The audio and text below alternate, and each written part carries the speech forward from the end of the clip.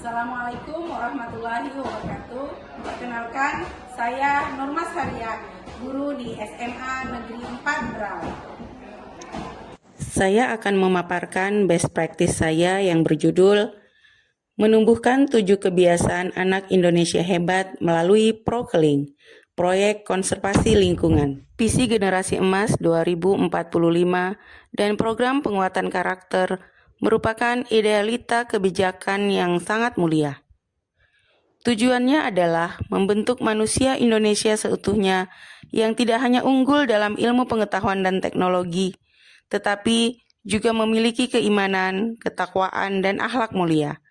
Kebiasaan-kebiasaan yang dianjurkan, mulai dari disiplin personal seperti bangun pagi dan tidur cepat, hingga tanggung jawab sosial seperti bermasyarakat, dirancang untuk membangun pondasi yang kokoh bagi pengembangan diri siswa. Tantangan utama terletak pada metode implementasi yang cenderung preskriptif dan kurang kontekstual. Oleh karena itu, diperlukan sebuah strategi yang mampu menjembatani kebijakan makro dengan realitas makro di dalam kelas, yaitu sebuah pendekatan yang mengubah kewajiban menjadi kebutuhan yang dirasakan oleh siswa. Proyek konservasi lingkungan atau Prokeling dirancang sebagai jembatan untuk mengatasi kesenjangan tersebut dengan menggunakan model pembelajaran Project Based Learning, yaitu model pembelajaran yang berpusat pada siswa, di mana mereka melakukan investigasi mendalam terhadap sebuah topik atau masalah dunia nyata yang otentik dan relevan. Model ini secara inheren menuntut penerapan keterampilan 4C dan secara alami menumbuhkan berbagai karakter positif atau kebiasaan-kebiasaan baik pada diri siswa. Pilihan tema konservasi lingkungan bersifat strategis. Isu lingkungan adalah masalah nyata, relevan, dan dapat diamati langsung oleh siswa di sekitar mereka. Mulai dari sampah plastik di kantin sekolah, penggunaan energi yang boros, hingga kurangnya area hijau. Dengan mengangkat masalah yang kontekstual, motivasi internal siswa untuk belajar dan mencari solusi akan lebih mudah terbangun.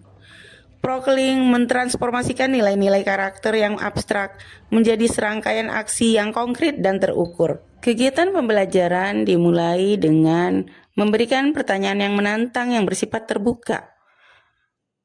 Bagaimana kita bisa menjadikan lingkungan sekolah kita lebih hijau dan berkelanjutan? Pertanyaan ini berfungsi sebagai pemicu yang mendorong siswa untuk berpikir, mengobservasi, dan mengidentifikasi masalah-masalah lingkungan yang ada di sekitar mereka. Lalu, secara kolaboratif, setiap kelompok akan merumuskan masalah yang lebih spesifik yang ingin mereka selesaikan dan merancang langkah-langkah, menentukan sumber daya yang dibutuhkan, serta mengidentifikasi produk akhir yang akan mereka hasilkan. Untuk menanamkan disiplin dan manajemen waktu, setiap kelompok menyusun jadwal pelaksanaan proyek. Jadwal ini berisi lini masa kegiatan dan tenggat waktu untuk setiap tahapan.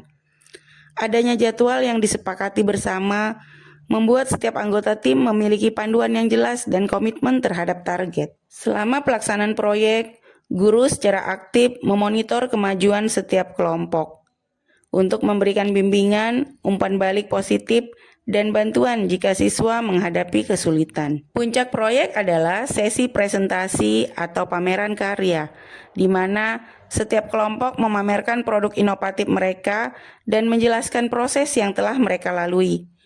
Penilaian bersifat komprehensif dan otentik, tidak hanya menilai kualitas produk akhir, tetapi juga proses kerjasama, kemampuan pemecahan masalah, dan keterampilan komunikasi siswa. Pada tahap akhir, dilakukan refleksi.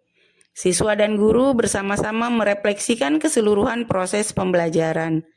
Siswa diajak untuk mengidentifikasi apa yang telah mereka pelajari, kesulitan apa yang mereka hadapi, dan bagaimana mereka mengatasinya. Refleksi ini sangat krusial untuk mengkonsolidasikan pembelajaran dan menyadarkan siswa akan perkembangan karakter dan keterampilan yang telah mereka capai. Penerapan 7 kebiasaan anak Indonesia hebat dapat dilihat dari bagaimana proses kegiatan proyek ini berjalan. Proyek memiliki tenggat waktu yang jelas. Siswa belajar mengelola waktu, menyusun jadwal, dan berkomitmen pada tugas masing-masing. Ini adalah praktik langsung dari kebiasaan bangun pagi dan tidur cepat dalam konteks yang lebih luas, yaitu manajemen diri untuk mencapai tujuan bersama.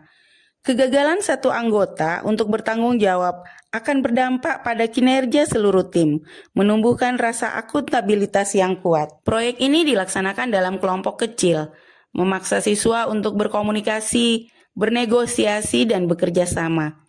Mereka belajar mendengarkan pendapat orang lain, menyelesaikan konflik, dan menghargai kontribusi setiap anggota. Ini adalah wujud nyata dari kebiasaan bermasyarakat yang diterapkan dalam mikrokosmos kelas. Proses ini secara efektif akan mengasah kecerdasan sosial emosional pada diri siswa. Siswa tidak diberi solusi jadi.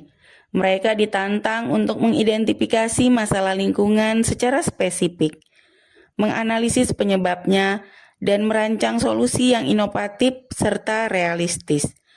Proses ini melatih kemampuan berpikir kritis mereka dalam mengevaluasi informasi dan kreativitas dalam menghasilkan gagasan-gagasan baru.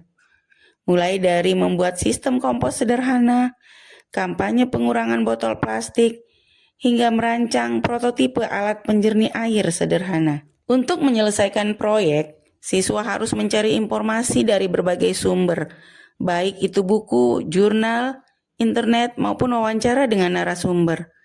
Mereka belajar untuk memilah, menganalisis, dan mensintesis informasi.